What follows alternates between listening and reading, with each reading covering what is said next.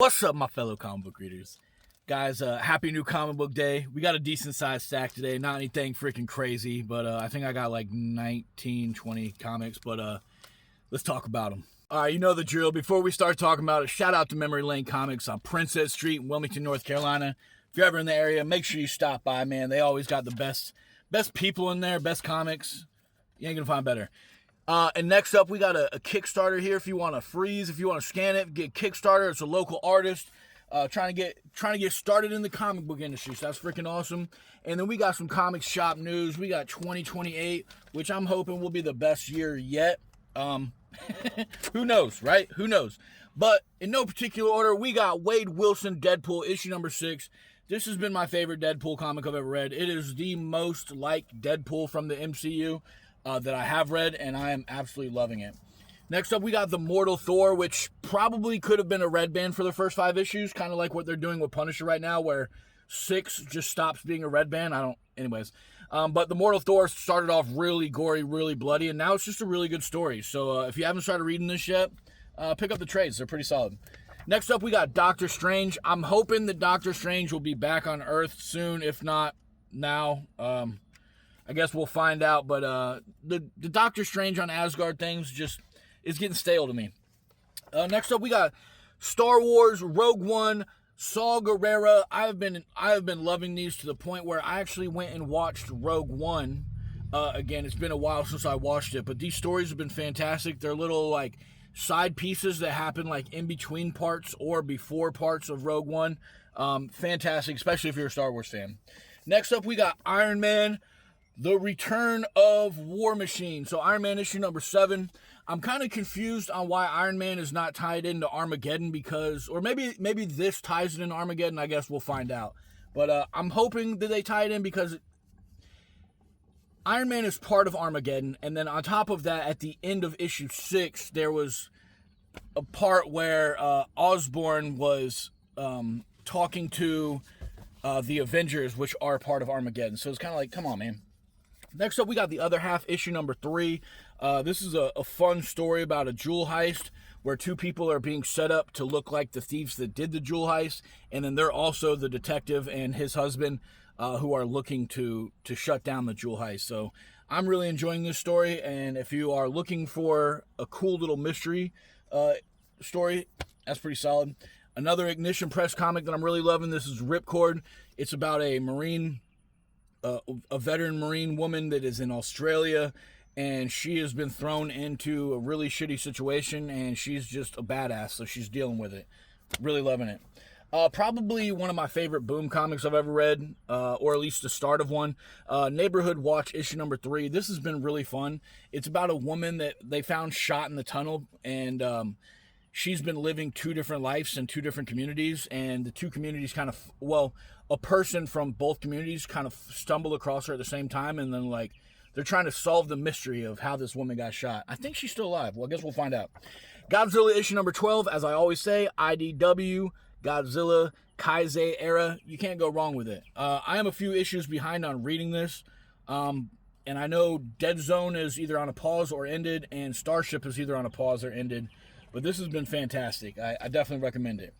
Next up, we got Fantastic Four, not Ghost Rider, but an incredible simulator. I'm also a few issues behind on Fantastic Four, but I have been really enjoying this story. It started off kind of like Captain America, where I was kind of like, but it's really growing on me. And if you're a Fantastic Four fan, I assume you're enjoying it. I don't know, actually. This is my first time reading Fantastic Four. Next up, The Punisher issue 6. It's no longer a red band. I don't know how they just stop being a red band, like if he's gonna stop killing people, or if red band is just a way to grab our money, Marvel. Next up, we got Batman issue number 11 by Matt Fraction. This has been so damn good, man. I have legit loved every single issue coming out from this, and and this is a controversial statement, you can hate me in the comments if you want to, this is better than Absolute Batman. Gonna throw that out there. Speaking of Absolute, we got Absolute Martian Manhunter, the finale, the final issue. I've heard so many great things about this. And this is another controversial thing, right?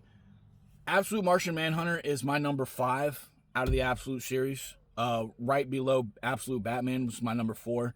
And not because it's bad, but just because it's kind of got like the appeal of it, the allure, the reason it stood out and was in my top 3 for a while. It's just kind of like, okay, like, can we finish the story? Can we move to the next part of the story? Can we? And I know everybody's going to defend it and whatever, and that's awesome. I love that there's fans that love this. It deserves the love, and if you have it at your number 1, that's awesome. I'm not disagreeing with you that it's not number 1 worthy. I'm just saying, for me, I'm glad this story is ending so that it doesn't continue drawing out, in my opinion. And yeah, I'm happy. I'm excited to read the end of this.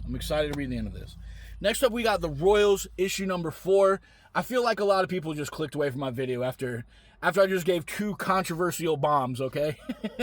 But next up, we got The Royals, issue number 4. This is a fun little story about 2 brothers that kind of get caught up in some bad shit. One of them has powers. The other one is helping him abuse his powers. And other people find out that they're abusing their powers and start abusing their powers. Yep. I feel like that was a horrible description of it, but if you're reading it, maybe it was a good description. I'm definitely enjoying this. I'm looking forward to it. Next up, we got the Ghost Machine official guidebook. This is the Rook Exodus Arcwild to the Wild Grid version. I haven't been reading these. I'm keeping these because eventually I want to go back and read some more about some of the characters that I'm enjoying, because if you guys don't know, I fucking love Ghost Machine, and you should love Ghost Machine. It has so many good titles. Speaking of one of those good titles, Hornsby and Halo, issue number 0. I think this is part 3.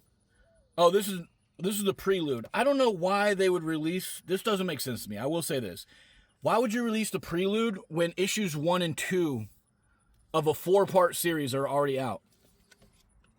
Maybe it got delayed.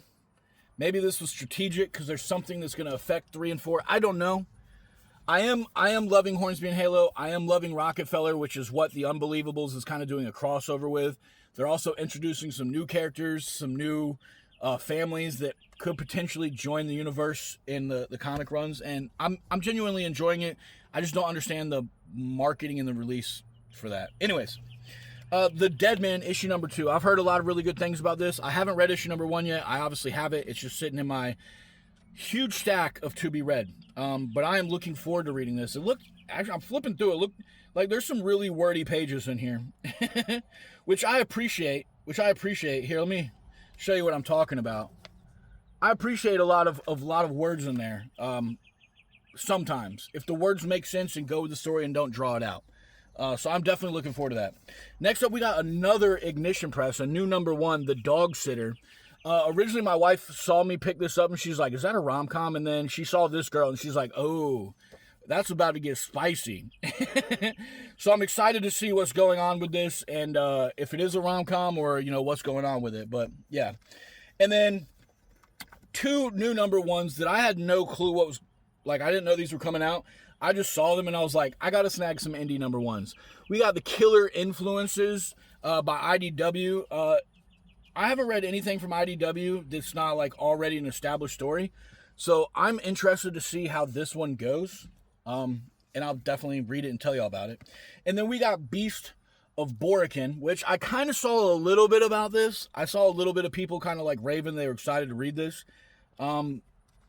I'm going to read it, and I'm excited to read it, so I'm one of those people now. But that's my pile, guys. I hope y'all had a great new comic book day. I hope you got everything you wanted, or if you don't, you get what you want, and yeah. But have a great new comic book day.